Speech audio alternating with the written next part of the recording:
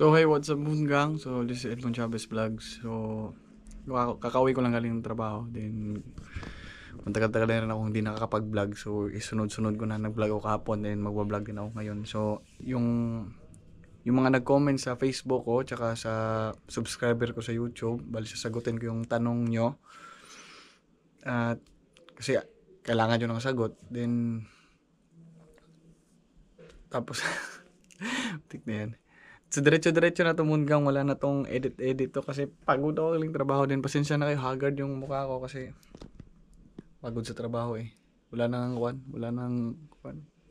Willing yung mukha. So, So, sa mga hindi pa ako nakasubscribe, please subscribe to my YouTube channel, Edmond Chavez Vlogs. Tsaka may Facebook page ako, Edmond Chavez Vlogs 2.0, Edmond Chavez Vlogs. Tsaka may page din kami ng girlfriend ko, Jennifer and Edmond, on TikTok tsaka Facebook. So, please follow and like and share our video. So ito, basahin na natin Moongang. Shoutout kay D. Reyes, sabi niya, Sir, hello sa'yo. Ask ko lang po ilang months po. Ilang Moongang ha? Ilang months po inintay nyo bago kayo nagkaroon ng visa appearance? So sa amin kasi, urgent kasi yon sa amin. Bali, di na umabot ng months. 2 weeks I think. 2 weeks lang. Depende kasi yan. Pag kung sa company, kailangan na ng tao, minamadali na nila yan. Pero, in other cases naman, minsan nag-antay ng 2 months, 1 month, 3 months, ganun. It depends. Depende pa rin sa kumpanya. Then, kasi kung urgent, biblisan nila yan. So, shoutout kay Ravien TV 2025. Dol, selected na ako at medical na. Ano ang kabuang requirements mo, boss, nakarating sa Hungary? Moongang, may vlog ako nito eh. Kaso ang dami ko ng kwan. Search mo lang, Edmond Chavez Vlogs. Then ano ang mga requirements na i-prepare papunta sa Hungary. So meron yun. So nakalimutan ko na eh. Mga i-prepare mo, mga voter certification, COE mo, tsaka kailangan may fully vaccinated ka, ano pa, PIOS, yung mga ganun, PIOS, tsaka ano ba yun? Nakalimutan ko na talaga Moongang. Pero hindi, sa Hungary kasi hindi naman siya maraming requirements. Secure mo yung voter certification, tsaka passport, ganun. Yun lang pagkaka-remember ko kasi marami nang iniisip ba ni una na. Pero marami ko nang iniisip, nakakalimutan ko na din. Search mo lang, nasa YouTube ko din yun. Ginawan ko talaga ng vlog yun. Then, shoutout kay Boss Buboy. Moongang, ilang months ang nang process. Sa akin kasi Moongang, ganito yung nangyari sa amin. Bali nung July, I don't know, 2023. No, is it 2023? 2023, I think July ata yun. Ganito kasi yun Moongang nangyari. So, sunod-sunod yun eh. Exam ngayon, kinabukasan, waiting for the result, interview, then pagka kinabukasan, medical na, ganito. Ang problema mo, sa akin, nag-antay ako ng 5 months. Ganito yun. The reason why, kasi nagka-problema ako sa ihi ata. Medyo acid yung ihi ko. Then hindi ako napasama dun sa mga fit to work. So, mag-wait na naman ako another 3 days naman for remedical, ganun. Doon, minalas kami. Nag-antay kami ng 5 months. July, September, October, November, December. Mga January kami nakaalis. Yun Moongang. Kasi about sa ticket. Basta natagalan kami nun Moongang. Alam nyo yun, may kuha din sa isip ba, makakaalis pa kaya ako. Nakakaba rin ako kasi kahit sa akin dati nakakaba rin kasi nakapasa na ako sa exam. Okay na sa medical. Nag-wait na lang kami for ticket na lang. Kabado pa rin kasi what if ganito. Pero tiwala lang talaga, patience din. Then try to contact yung mga kabatch mo, update kayo. Then sabayan talaga ng dasal Moongang. Yan yung pinaka-importante. Then sabi shoutout ni Artificial Tech World, mahigpit ba sila sa medical tulad ng lung scar? Oh my God. Kasi yan is opinion ko naman to. Di ko rin masasagot kung mahigpit ba eh. Kasi Basta sa pagkakaalam ko sa amin kasi, ang mahigpit sa amin, dati kasi sa Samsung, mahigpit sa amin yung hearing. But I don't know about sa Langscar kung mahigpit pa sila sa amin kasi dati yung sa hearing lang. Then I don't know the other medical na kuan sa kanila. Yung pinaka mahigpit yung dito sa tenga. Langscar, I don't know. Sir, tanong shout out kay Melbert Shena. Excuse me. Melbert Shena. Sir, tanong lang, anong medical pagdating sa Hungary? Ito na. Sa Pinas, napakamadaming medical. Babayad ka ng malaki, ganito, ganyan, ganito. Pero pagdating dito sa Hungary, alam nyo ano yung medical? Sa pagkakatanda ko, kuan lang, X-ray. X-ray, tsaka CBC. Yun ba? Para yun lang muna, hindi na kami kinuhaan ng dugo, hindi na kami nagdag-drug test, hindi na kami nag-HIV test, ano pa bang klase dyan. Yun lang talaga muna, may X-ray lang talaga, tsaka CBC ba yun? Yung heartbeat ng, sa ganun muna. Hindi naman siya mahigpit eh. Sa Pilipinas lang naman po ang mahigpit talaga. Pero pagdating sa Hungary, hindi. Dito nga nasa nalipatan ko. Diyos ko po, 2 klaseng medical lang. Hindi na, hindi yung maselan na talaga. So, dito naman tayo sa Facebook. Agar na umunggang.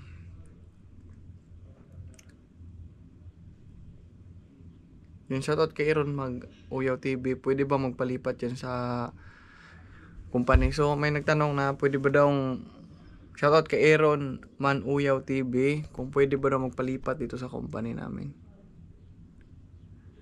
Ikaw gusto mo lumipat ito o gusto kong lumipat? Joke lang. About sa paglipat naman hanggang, yung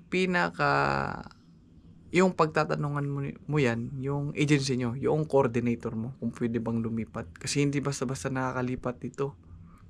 Then sa pagkakaalam ko din, na hindi ko pwedeng sabihin kasi lahat eh. Kasi yung sinasabi ko, it might use against me. So, careful ako sa mga pinagsasabi ko. Mahirap kasi alam nyo na pag vlogger, hindi careful lang talaga. So, yung i-coordinate mo yan, yung coordinator mo, magtatanong ka kung pwede. Kasi yung ginagawa nila, minsan pagtapos ng kontrata, dilipat ng ibang company. Depende yan sa agency. Then sa coordinator nyo kung asikasuhin nila. Then sino pa ba? Shoutout na kita ka, Aaron Uyaw TV ha. Then shoutout kay Michael Dukusin. Hungary din ako, malayo nga lang sa Baglad. Okay. Malaki kasi yung Hungary ba? Sa amin din. Papuntang Budapest, 3 hours pa. Ang layo talaga mo. 2 hours pa pala, 2 hours. Ang layo mo lang sa totoo lang.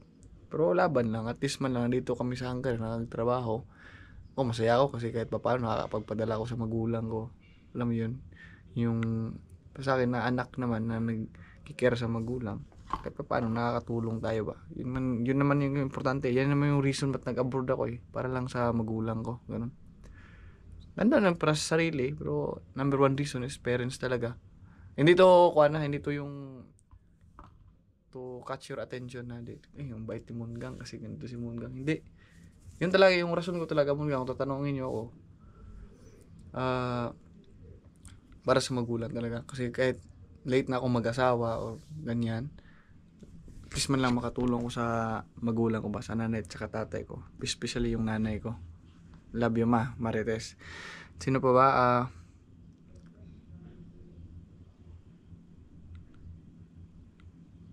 So, magtanong si Trian na Toygal, ano yung tawag sa pera dyan? Foreign.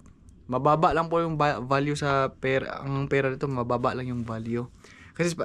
Kasi ang iba kasi yung nasa Pilipinas, pag sabihin nilang Europe ka nagtatrabaho, malaki na yung pera mo. Which is hindi po. Kasi kami, yung pera dito sa Hungary is foreign. So, not all country that part in Europe are using currency that is euro. Hindi po ganon. Kasi dito po foreign. Hindi po ganon. So, sa amin, sumasahod lang kami ng mga 50k, 40k, ganon. Hindi kami umabot ng 60. 40 to 50 lang yung sahod namin. Ganon lang yung Munggang. Yun yung sahod namin, 40 to 50k.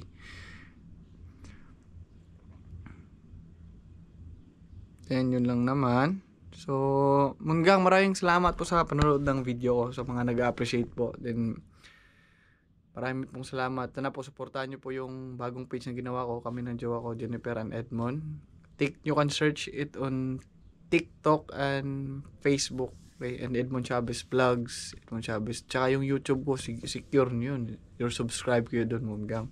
Then, sa sunod naman na video, ang ginagawa ko kasing content kasi yung mga nagko-comment yan yung mga priority ko kasi ako Munggang, lalong mga nag-apply na nasa Pinas. Alam ko yung hirap Ang hirap mag-apply sa totoo lang. Nung nag-apply ako, alam mo yung mga kasamahan ko, ang lalayong lugar para mag-apply lang, makapagtrabaho. Kasi ang hirap sa Pinas yung lugar natin, maraming turista dyan. Kasi prutas, ganito. Pero tayo mga Pilipino na nagtatrabaho sa Pilipinas, kunti lang yung sahod Ba't nag-abroad yung isang tao? Kasi para sa pera. Para makapag-ipon ng malaki. Tsaka pag makapag-ipon ng malaki, nakapundar ng bahay or konting mga negosyo, uwi na rin ng Pinas. Ganun lang. So, kami, kailangan namin mag-abroad. So, ako naman nandito na sa Hungary. Yung sino yung mga nagko-comment, nagtatanong. Pero pasensya na po kayo kasi sa messenger ko talaga, sa page ko, hindi po talaga ako nagre-reply. Wag po sana kayong mag-isip na feeling magaling, hindi po. Hindi po talaga ako nagre-reply kasi ang dami po ninyo. So, yung mga nagko-comment lang sa YouTube, yung ginagawa kong content para isa na lang. So, yun lang Munggang. So, ma-advise ko lang sa mga nag-apply. Apply lang din kayo ng apply. Tiyagaan nyo kahit yung kasama ko na dito. Ilang beses na shoutout kay Boss Mick TV. Ilang beses siya na hindi nakapasa 7 times. I think as far as I remember. 7 times or 5 times. Kung totoo ba. Boss Mick TV, mag-comment ka kung totoo ba yun. Pero hindi siya sumuko. Andito na siya sa Hungary. Ngayon. Then, yun lang yung motivation ko lang na apply. Kahit hindi man matanggap ngayong araw, ngayong buwan, magsipag, magtiyaga pa rin. Kasi ang daming nangangarap mag-abroad Ikaw na nanonood ng video, ikaw andito ka na sa abroad pero hindi mo inaayos yung trabaho mo. Ang daming gusto mag-abroad. Pero ganun talaga yung buhay Munggang. So, yun lang naman Munggang. So, maraming salamat po sa panonood ng video ko. Mag-ingat po kayo lagi. Tsaka tayong mga OFW nandito sa Hungary, dumadami na tayo dito. Maging mabait lang tayo. Huwag tayong maging sip-sip. Ako, may basher din ako Hindi ko alam ba't nagagalit sa akin. But I don't care about that. Minsan gumagawa ng dami account para manira lang. Well, I don't care. Tapos, yun lang naman Munggang. Ano pa ba? Maging masaya tayo. Dito tayo sa abroad. May mga temptation. Hindi nawawala. Pero, it depends on the person na lang kung alam niya na. Ganun lang. It depends on the person. It depends on the attitude of the person. It depends on how he handle himself to the problems sa mga temptation. So, ingat po kayo lagi and God bless. Bye. Have a good night.